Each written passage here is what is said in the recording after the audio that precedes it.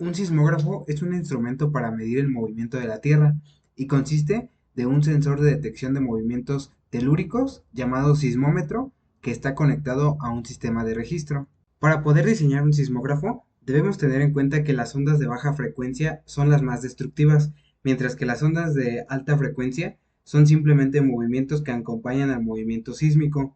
El objetivo del circuito que construiremos será detectar las bajas frecuencias. Aquí tenemos un diagrama del circuito que construiremos.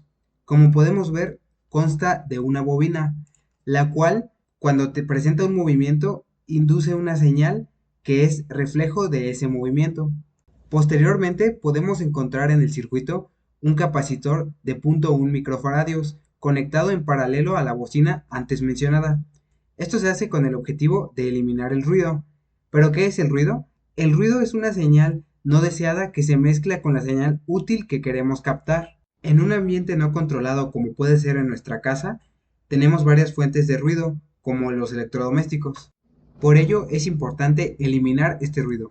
A continuación, la señal obtenida en la fase anterior se pasa por un buffer, cuya función es hacer la adaptación de impedancias entre la fase 1 y 3 del circuito. Esta fase produce una señal con un voltaje pico a pico de entre 30 y 50 milivolts, es decir, se tiene un voltaje muy pequeño.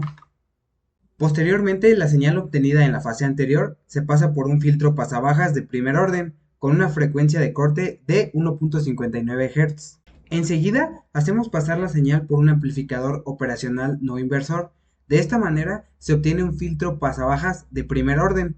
La razón por la que usamos un amplificador operacional en configuración con un amplificador no inversor es para recortar la parte negativa de la señal. Hacemos esto porque nos interesan únicamente las variaciones de baja frecuencia.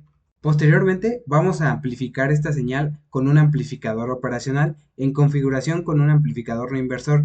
De esta manera, obtenemos la señal final. Esta señal tiene la característica de que cada uno de los picos corresponden a oscilaciones en el movimiento del sismo.